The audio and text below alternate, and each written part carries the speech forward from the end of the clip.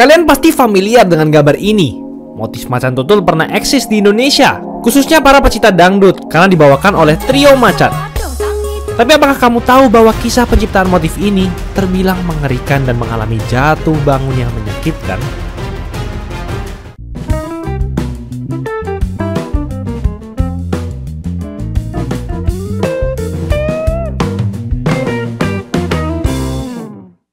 Roberto Cavalli lahir di kota Florence, Italia pada tahun 1940. Sejak kecil, ia sudah menjadi anak yatim karena ayahnya terbunuh ketika ditembak oleh Nazi di tahun 1944. Namun dari kecil pula, Cavalli sudah mencintai dunia fashion. Rasa cintanya ini dipengaruhi karena kakeknya, Giuseppe Rossi, yang adalah seorang seniman dan anggota gerakan Macchiaioli, perkumpulan pelukis Italia yang aktif di daerah Tuscany, Italia pada paruh kedua abad ke-19. Karir Cavalli tidak serta-merta naik begitu saja. Ia memulai karirnya pada tahun 1970-an dan mulai menarik perhatian dengan karya-karya uniknya yang bermotif eksentrik dan inovatif yang berasal dari alam. Contohnya seperti kulit binatang, bentuk kelopak bunga, dan lain-lain. Cavalli mematenkan proses pencetakan pada kulit dan membuat patchwork dengan berbagai bahan. Keunikan teknik-teknik serta karyanya ini menarik perhatian brand Hermes dan juga mendiang desainer Pierre Cardin dan memenangkan komisi dari keduanya. Lalu sebagai langkah pertama, ia membuka usaha butik kecil yang dinamai sama dengan namanya sendiri yaitu Roberto Cavalli dan menciptakan label ikoniknya di Prancis pada tahun 1972. Cavalli mengawali karirnya di sini dengan mengeluarkan karya-karyanya yaitu fashion dengan motif animal print, seperti motif leopard dan motif ular. Karir Cavalli semakin naik karena inovasinya ini hingga pada tahun 1994, di mana ia merilis koleksi jeans Sandblast pertamanya. Jeans Sandblast merupakan proses manufaktur di mana jeans ditempatkan di mesin dan disemprot dengan pasir untuk menciptakan tekstur dan tampilan usang pada permukaannya. Pada tahun 2000, Cavalli meluncurkan brand jeans bernama Cavalli Jeans.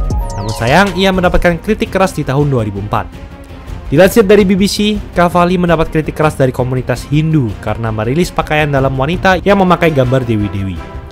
Koleksi pakaian itu segera ditarik dari pasaran dan Cavalli akhirnya merilis permintaan maaf diwakili oleh Harrods, salah satu toko kelas atas di London yang juga menjadi tempat penjualan pakaian dalam tersebut. Namun, ia kembali bangkit karena di tahun 2005, majalah terkenal Playboy menggait Cavalli untuk mendesain kembali kostum kelinci mereka. Dengan ini, nama Cavalli kembali naik hingga secara rutin merilis koleksi-koleksinya untuk tiap musim yang berbeda untuk setiap tahun dan meraih kesuksesan besar.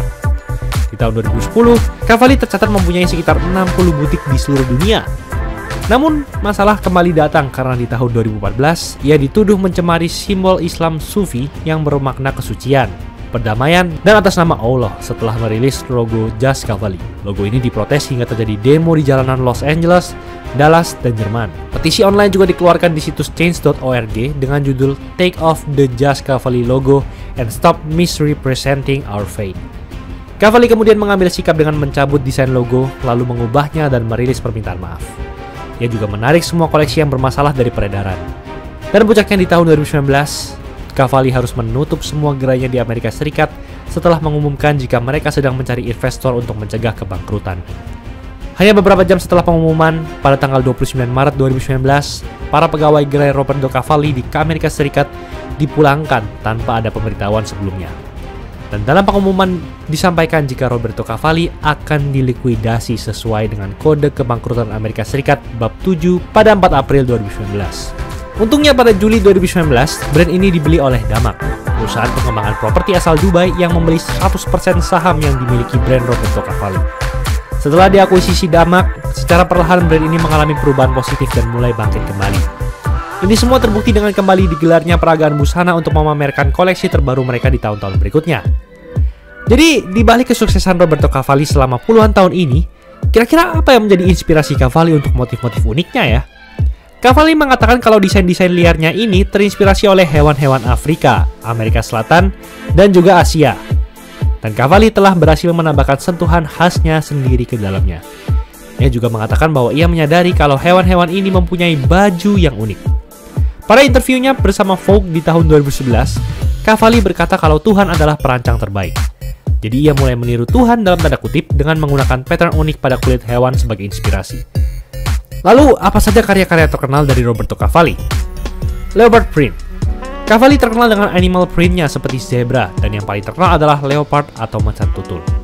Motif ini menjadi ciri khas Cavalli hingga ia disebut sebagai bapak motif macan tutul. Beberapa artis juga memakai koleksinya ini, contohnya Jennifer Lopez. Berkat leopard print andalannya ini, Cavalli berhasil menciptakan tren fashion tersendiri dan mendapatkan pengakuan karena motif ikonik ini diikuti oleh desainer-desainer lainnya sebagai inspirasi, sehingga motif ini semakin terkenal. Ia juga berhasil berkolaborasi dengan artis-artis terkenal, sehingga semakin mengukuhkan namanya sebagai salah satu desainer paling dihormati di industri fashion ini. Gaun mewah. Cavalli juga dikenal dengan koleksi gaun mewahnya yang dipenuhi hiasan dan detail yang memukau. Gaun karyanya sering dipakai selebriti untuk menghadiri red carpet. Contohnya Jennifer Hudson yang menghadiri M4 New York Gala di tahun 2012 dan Victoria Beckham yang hadir di acara Special Occasion Swarovski di tahun 2005. Jeans Cavalli. Roberto Cavalli juga dikenal dengan koleksi jeansnya yang terkenal. Jeans dengan potongan yang sempurna dan desain yang unik telah menjadi salah satu produk paling ikonik dari merek Cavalli.